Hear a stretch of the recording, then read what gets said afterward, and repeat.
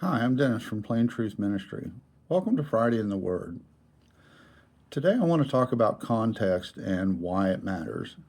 And I'm going to use a passage from John chapter 15 to look at that idea. The verses run from the beginning of the chapter through verse 17. I'll read through those quickly. I am the true vine, and my Father is the vine dresser. Every branch in me that does not bear fruit, he takes away, and every branch that bears fruit, he prunes, that it may bear more fruit. You are already clean because of the word which I have spoken to you. Abide in me, and I in you. As the branch cannot bear fruit itself unless it abides in the vine, neither can you unless you abide in me. I am the vine, you are the branches. He who abides in me, and I in him, bears much fruit, for without me you can do nothing. If anyone does not abide in me, he is cast out as a branch and is withered, and they gather them and throw them into the fire, and they are burned. If you abide in me, and my words abide in you, you will ask what you desire, and it shall be done for you. By this my Father's name is glorified, that you bear much fruit, so you will be my disciples. As the Father loved me, I also have loved you. Abide in my love. If you keep my commandments, you will abide in my love, just as I have kept my Father's commandments and abide in his love. These things I have spoken to you, that my joy may remain in you, and that your joy may be full. This is my commandment to you: love one another as I have loved you. Greater love has no one than this, than to lay down one's life for his friends.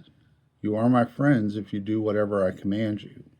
No longer do I call you servants, for a servant does not know what his master is doing, but I call you friends, for all things that I heard from my Father I have made known to you.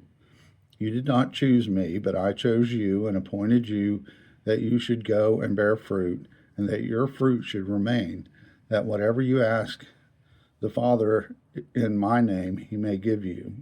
These things I command you, that you love one another. Far too often in messages and sermons, all of the context gets left out. The words that are typically plucked out from this and that we hear most often come in verse 12 and in verse 17, where Jesus says, love one another. And that's fine and that's beautiful. But in and of itself, the context can be anything anybody decides it to. In the first verses of this chapter, Jesus talks specifically about being connected, the vine, the branch, bearing fruit. We are connected to him, he is connected to us, and without him we have nothing.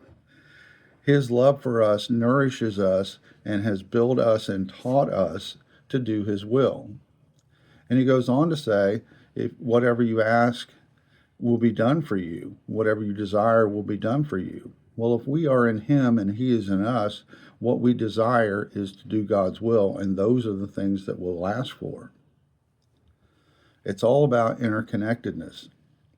And then he goes on to say, as the Father loved me, I also have loved you. Abide in my love. His love is the idea of caring for and feeding and growing these disciples to carry on the work after he is gone.